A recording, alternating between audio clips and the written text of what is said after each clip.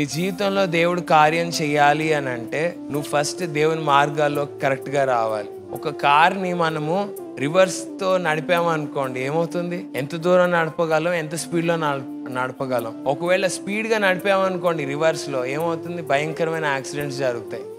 Reverse నడిపేటప్పుడు పై కంటే తక్కువ స్పీడ్లో ఉండాలి, చాలా తక్కువ స్పీడ్లో ఉండాలి, చాలా మెల్లిగా నడపాలి.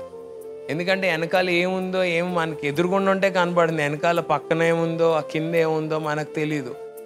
చాలా జాగ్రత్తగా వెనకాల రివర్స్ చేసేటప్పుడు నడపాలి. సో కాబట్టి మనము రివర్స్ డైరెక్షన్లో ప్రయాణం చేస్తూ ఉంటాం. ఇట్లా వెళ్ళాల్సింది ఇటు తిప్పి కారు ఇటు వెళ్ళాలని కోరుకుంటుంది, కానీ ఇంకా దేవుని చిత్తమని అట్లా వెనకాలకి తోలుతూ ఉంటాం బండిని. అది ఎన్ని రోజులైనా అలానే ఉంటుంది మన జీవితం. ఫాస్ట్గా దేవుడు ఫాస్ట్గా తీసుకెళ్తే జరిగే డ్యామేజ్ చాలా భయంకరంగా ఉంటుంది.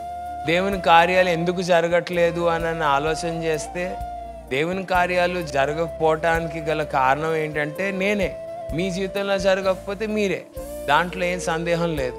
దేవుడు ఎందుకు నా జీవితంలో అద్భుతాలు చేయట్లేదు, నన్ను ఎందుకు ముందుకు తీసుకెళ్ళట్లేదు అని అంటే, నా జీవితంలో జరగకపోతే నేను, మీ జీవితంలో జరగకపోతే మీరే కారణం దానికి.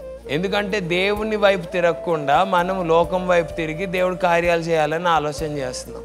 కొన్ని ప్రోగ్రామ్స్ మనం మానుకోలేమా? మనుషులు ఏమనుకుంటారని ఆలోచన చేస్తాం, కానీ దేవుడు ఎంత బాధపడుతున్నాడో అని ఎప్పుడైనా ఆలోచన చేశామా? మీరు ఆలోచన చేయండి. మనుషులు ఏమనుకుంటారు, వాళ్ళు బాధపడతారు అని అదే ఆలోచిస్తాం, కానీ దేవుడు ఎంత బాధపడుతున్నాడు అని ఎప్పుడైనా ఆలోచన చేశామా? మీరే ఆలోచన చేయండి ఒకసారి. ఇప్పటివరకు జరిగింది దేవుని సన్నిధిలో ఒప్పుకోవచ్చు.